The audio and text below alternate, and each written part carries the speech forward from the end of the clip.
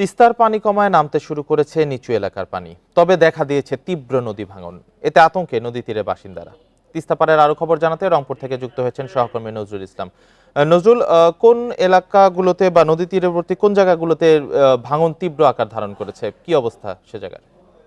দেখুন, রংপুরে কিন্তু ৪টি উপজেলা রয়েছে। যে ৪টি উপজেলায় আপনি জানেন যে গত ৩ দিনের কিন্তু যে টানা বর্ষণে কিন্তু অর্থাৎ এই এলাকার মানুষ অর্থাৎ বিভিন্ন এলাকা কিন্তু পানিতে তলিয়ে গিয়েছিল। আপনি নিশ্চয়ই দেখছেন যে আমার পিছে এটি হচ্ছে নিজপাড়া এলাকা অর্থাৎ কাউনিয়া উপজেলার একটি গ্রাম। এই গ্রামে কিন্তু অনেক দিন আগ থেকেই কিন্তু ভাঙন সৃষ্টি হয়েছে। আমরা একটু আগে এখানে এসছিলাম। এসে এখানকার লোকজনের সঙ্গে কথা বলেছি। তারা যেমনটি জানিয়েছেন যে দীর্ঘদিন ধরে ভাঙনের কবলে পড়ছে তারা এবং ভেঙে যেতে, যেতেই আপনি নিশ্চয়ই দেখছেন যে নদী কিন্তু অনেক বড় হয়ে গেছে। আপনার যদি একটু দেখাই যে এই যে এটি কিন্তু তিস্তা নদী। এই নদী কিন্তু আরো অনেক কাছে রয়েছিল। কিন্তু এখন আস্তে, আস্তে ভেঙে, ভেঙে একদম অনেক দ্রুত চলে গেছে। কারণ এই এলাকার মানুষের যে ক্ষেত ফসলি জমি সব কিন্তু ভেঙে নদীতে বিলীন হয়ে গেছে বা বসত বাড়ি গেছে। আপনি দেখছেন যে গাছপালা যা আছে সব কিন্তু ভেঙে গেছে। যত পানি কমতে শুরু করে ততই কিন্তু ভাঙ্গন সৃষ্টি হয়। আমরা কিন্তু অনেক কয়েকটি এলাকায় ভাঙ্গনের যে চিত্র সেটি কিন্তু অনেকবার গিয়েছিলাম, দেখেছি। আপনি জানেন যে নিজপাড়া এলাকা গদাই নামে একটি গ্রাম রয়েছে।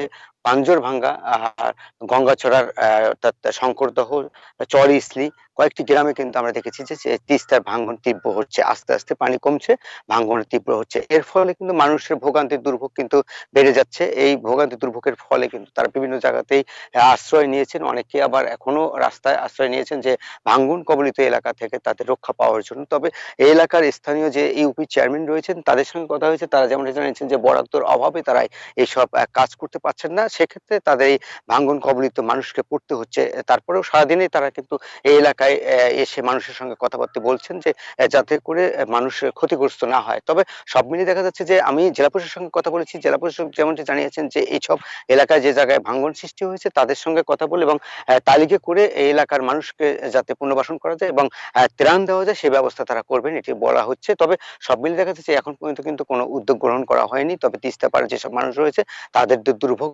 ভোগান্তি এটা নতুন প্রতিদিনের সঙ্গী হয়ে দাঁড়িয়েছে। এটি আসলে বলছেন এই কয়েকটি গ্রামের এই মানুষগুলো কিন্তু কিছুক্ষণ আগে তারা একদম আক্ষেপ করে অর্থাৎ রাগ করে তারা বলছেন যে কেউ আসে না, কেউ কাজ করে না। তাদের যে দুর্ভোগ এটি কিন্তু সারাদিন থেকেই যাচ্ছে। এর ফলে কিন্তু আমরা দেখেছি যে মানুষ যারা রয়েছেন এই এলাকায় তাদের যে দুর্ভোগ এটি কিন্তু ভোগান্তি সবসময় থেকেই থাকে। এই ছিল আমার কাছে আরেকটি বিষয় জানিয়ে রেখেছি, রংপুরের যে গঙ্গাচড়া উপজেলা রয়েছে এই গঙ্গাচড়া উপজেলায় কয়েকটি গ্রামে আমরা কিন্তু তীব্র ভাঙ্গন দেখেছি। সেখানে কিন্তু কয়েকদিন ধরে মানুষ সেখানে কাজ করছেন। ইউনিয়ন পরিষদের চেয়ারম্যান রয়েছেন, ইউপি মেম্বার রয়েছেন, তারাও কিন্তু সেখানে যাচ্ছেন এবং আমরা দেখেছি যে উপজেলার যেসব নেতৃবৃন্দ রয়েছেন অর্থাৎ ইউনো এবং নির্বাহী কর্মকর্তারা পানি উন্নয়ন বোর্ডের লোকজন তারাও কিন্তু সেখানে যাচ্ছেন।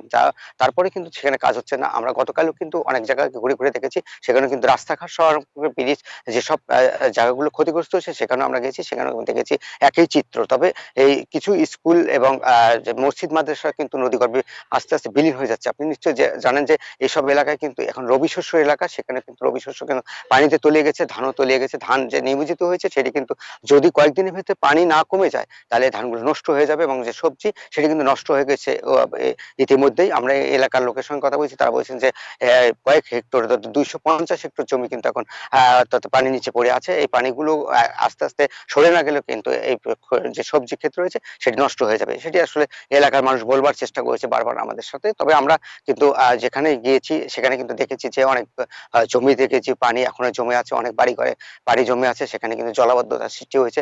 অনেক মানুষ ভোগান্তির শিকার হচ্ছে এবং যাদের বাড়ি ঘরে পানি উঠেছে তারা কিন্তু এখন বাড়ি ঘরে ঠিকভাবে থাকতে পারছে না, তারা কিন্তু উঁচু এলাকা আশ্রয় নিয়েছে।